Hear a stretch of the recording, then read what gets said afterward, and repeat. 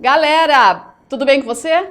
Escuta, hoje nós vamos ter uma aula massa, mais massa demais, sobre um tema que você pediu, drogas. E daí, para falar sobre esse tema tão importante, eu trouxe esse cara aqui que é uma fera, reconhecido no Paraná inteiro, um cara que tá aí brilhando e que eu queria ele aqui junto comigo para poder fazer o show. E eu vou ficar só então como coadjuvante, vou dar uma direcionada, o show é dele, tá bom? Obrigada, professor.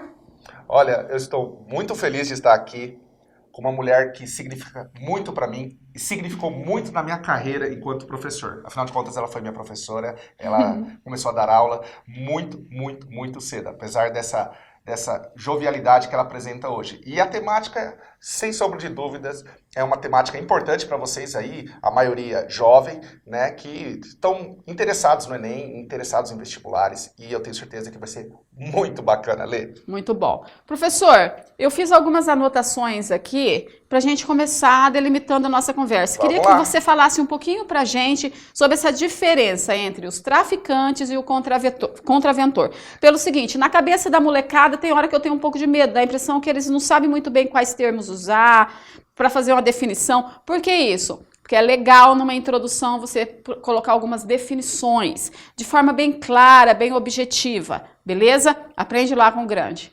Olha, eu tenho quase que certeza que a maioria que está aí atrás assistindo a nossa aula não sabe a diferença entre um traficante e um contraventor, né? Então, quando, por exemplo, aí a polícia ela acaba capturando um usuário de drogas, então ele faz todo ali um inquérito por trás para ver se ele é um traficante. Traficante, então, é aquele em que visa realmente o comércio de grandes quantidades de substâncias entorpecentes, drogas. O contraventor é o mero usuário, que compra, faz uso e está infringindo uma lei. Então, esse recebe o nome de contraventor, enquanto que o traficante, ele tem toda uma questão muito mais séria por trás, a lei é muito mais forte e aplicável a esse traficante, e é uma maneira muito boa de diferenciar, é um vocabulário muito interessante para você colocar aí, de repente, numa redação. Assim eu penso, Lê. Eu também concordo. Outros termos, na verdade, que eu vejo que muitas vezes chegam pra gente na redação com um pouco de distorção ou sem a galera saber muito bem, é a questão do droga lícita, ilícita, natural, sintética. Explica pra gente isso aí. Você não acha que dá um pouco de confusão? Com certeza, né? Com certeza absoluta. Acho que foi uma boa pergunta sua, inclusive. Drogas lícitas e ilícitas. Bom, primeira coisa, o que é lícito no Brasil não necessariamente é lícito em outros países. O que é ilícito no Brasil não necessariamente é ilícito em outros países. Então a gente tem que tomar uma referência do ordenamento jurídico das normativas do Brasil. Partindo desse pressuposto, aí sim, eu posso aqui inferir no que seriam as chamadas drogas lícitas ou legais e as drogas ilícitas ou ilegais. Então, pera lá, sinônimos para a gente utilizar. Lícita, legal. Ilícita, ilegal. Isso, vem da questão de legalidade ou de legislação mesmo. Bom, as drogas lícitas, ou seja, que permite-se o comércio aqui no Brasil. Os remédios de tarja preta, eles apresentam uma licitude, mas dependendo da faixa etária de idade e também da necessidade de uma receita médica. Então, vejam bem, você pode sim estar infringindo a lei ao adquirir um medicamento de tarja preta sem a receita necessária. Entende o que eu digo? Outro tipo de droga lícita. O tabaco, o cigarro. Outro tipo de droga lícita, as bebidas alcoólicas. E vejam que as bebidas alcoólicas, bem como o cigarro, são drogas lícitas permitidas a partir de uma determinada idade. Essa legislação ela é muito importante porque lá no século passado, na primeira metade do século passado, era status. Quando o pai, por exemplo, via o seu filho já usando do cigarro e da bebida alcoólica. Como a sociedade evolui, como a sociedade avança, é natural que o ordenamento jurídico e a legislação também avancem. Desta forma, alguns exemplos de drogas ilícitas que eu posso citar agora são, no Brasil, a maconha, a cocaína, o crack, a heroína e muitas outras drogas aí, como o LSD e o êxtase. Tudo bem? Então, basicamente, essas são as drogas que a gente divide em lícitas e ilícitas. E mesmo as lícitas, como eu já citei aqui, eles têm ali uma ponderação na legislação, não permitindo que todas as idades ou faixa etária, né, ou mesmo, no caso da tarja preta, sem a receita médica, possa consumir. Agora, você quer falar um pouquinho? Sintética e natural. Isso, aí agora a gente entra num outro assunto. Uma coisa é você trabalhar sobre a parte legal, né? Agora a gente vai mudar o contexto, ou seja, a sua fabricação. Se a fabricação é industrial, nós chamamos ela de droga sintética. Agora, se você faz uso de plantas, por exemplo, nós chamamos de naturais. Então vamos pegar o tabaco. O tabaco é uma droga natural, porque ela vem de uma planta chamada Nicotiana tabacum. Vou repetir o nome da planta. Nicotiana tabacum. Parece que eu estou xingando. E esta planta, então, ela dá origem ao fumo, o tabaco, que vai formar os cigarros. Cheio, repleto de substâncias nocivas. Galera, não há por que o seu corpo necessitar de alcatrão. Não há por que o seu corpo necessitar de nicotina. Literalmente, seu corpo não sente falta e não precisa dessas substâncias. Não há necessidade orgânica, fisiológica alguma para o alcatrão e nem para a nicotina. O alcatrão, para quem não sabe, é responsável por provocar câncer. Já a nicotina é responsável por provocar os vícios. E aí nós temos outras drogas naturais. A própria cocaína. Toide, a cocaína é uma droga natural? Tudo bem, então vamos diferenciar. Ela vem de uma planta. Essa planta chama Erythrocilum coca. Ela é muito comum na região da Bolívia e da Colômbia. Ela era uma planta utilizada bastante para as pessoas que tinham dor de cabeça. Você fazia um chá chamado chá de coca para amenizar a dor de cabeça oriunda das altas altitudes. Como o ar é rarefeito por lá e falta menos oxigênio, as pessoas às vezes têm aí enxaqueca. Então tomavam o chá da folha da coca e, de certa forma, isso amenizava. Eles potencializaram isso na indústria, usando então a planta em questão e começaram a produzir uma cocaína. A cocaína é uma droga elitizada. Quando eu falo elitizada, é que o povão não vai ter acesso à cocaína.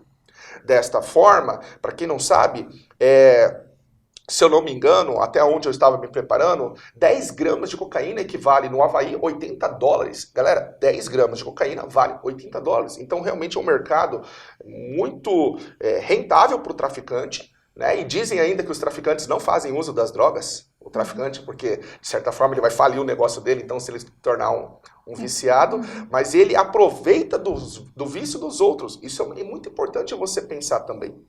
Uma outra droga aqui, que vem do resto da cocaína. Agora chegamos no povão. Quanto que a cocaína é uma droga elitizada e parcialmente natural e sintética, porque foi maximizada, né, otimizada em laboratório, nós temos o crack. O crack é o resto do que sobra da cocaína. É o restolho do laboratório do que sobrou da cocaína. Só que esse resto de cocaína que sobra, eu agrego substâncias ali que não tem a ver com a droga em si. Vejam bem, para formar a pedra de crack, eu pego o que sobrou da cocaína em laboratório e eu coloco, vejam bem, é assustador, vidro moído, talco. Eu coloco ácido sulfúrico para dar liga. Eu coloco amido. Então, o que eu estou fazendo? Eu estou diminuindo a quantidade de cocaína e aumentando a quantidade de impurezas ou de resíduos. Desta forma, um usuário de crack precisa comprar várias pedras, porque a quantidade de cocaína é baixa. Então, o crack, ele é uma das drogas hoje, que eu posso falar para você que a cada 3 pessoas que entram nesse mundo, isso é uma boa estatística para colocar, 2 não conseguem sair. Uma. Então, 66% das pessoas que entram nesse mundo, no caso do crack, né, não conseguem sair. E isso traz um prejuízo para o corpo do indivíduo, taquicardia, demência, alucinações. Isso provoca também agora uma questão que a gente vai falar daqui a pouco, uma questão social, familiar e coletivamente falando. Mas nós vamos falar isso daqui a pouquinho, né? Quer falar alguma coisa? Quero sim. Pessoal, Pensando no tema drogas, eu avalio que nós podemos ter, de repente, uma proposta voltada para as consequências, voltadas assim, o indivíduo usuário de droga, quais as consequências para ele, quais as consequências para a sua família e quais as consequências enquanto sociedade. Então preste bastante atenção na forma como essa questão, esse tema, em forma de questão, chega até você. Porque, de repente, você acaba distorcendo, fazendo uma leitura mal feita ali, ou só parcial, e fugindo do tema, ou fazendo uma leitura muito superficial do tema. Então, agora, eu quero que o professor converse um pouquinho aqui com a gente sobre as consequências dessas drogas enquanto indivíduo, depois enquanto família e depois enquanto sociedade. Micro até macrocosmo, tá? Bastante atenção aqui comigo, vamos lá. Lê, muito legal, né? Parece que a gente chegou na cereja do bolo, né? A cereja do bolo é justamente isso aí numa redação, né? Traçar as consequências e achar as soluções. Exato, que vem no último parágrafo. Que vem no último parágrafo, ó que legal, interessante. Então vamos lá, né? Partindo do pressuposto, vejam bem, partindo do pressuposto que a maioria das drogas, elas não são necessárias para o nosso corpo, a gente tem que então tecer um grande argumento. Fazem muito mais mal, né? Porque eu acabei de dizer que não há necessidade, fazem muito mais mal do que bem. Eu acho que isso a gente deve deixar bem claro. Muitas pessoas defendem a maconha, o uso da maconha e tal. É importante você entender que as plantas, elas apresentam princípios que beneficiam e princípios que não beneficiam. Se você pegar a maconha em si e, aliás, eu digo para você que a região da planta da maconha, a cannabis sativa, que mais apresenta o princípio ativo que os usuários desejam, que é o chamado tetrahidrocannabinol, encontra-se na flor. Se você isolar o tetrahidrocannabinol e remover isso, sobram muitos princípios bons. E esses princípios bons que sobram estão sendo muito utilizados em várias pesquisas, como, por exemplo, para autismo, para diminuir a parte de polarização e despolarização do cérebro, e estão sendo muito usados para tratar, por exemplo, situações de câncer terminais, onde medicamentos anestésicos já não surtem mais efeito, você faz uso, então, de princípios oriundos da maconha. Mas a maioria das drogas trabalha sempre com a questão envolvendo taquicardia e destruição dos neurônios. Então, cuidado. Independente da droga que for, você vai sim lesar o seu sistema nervoso. Isso pode, num primeiro momento, enquanto jovem ou adulto, não fazer diferença.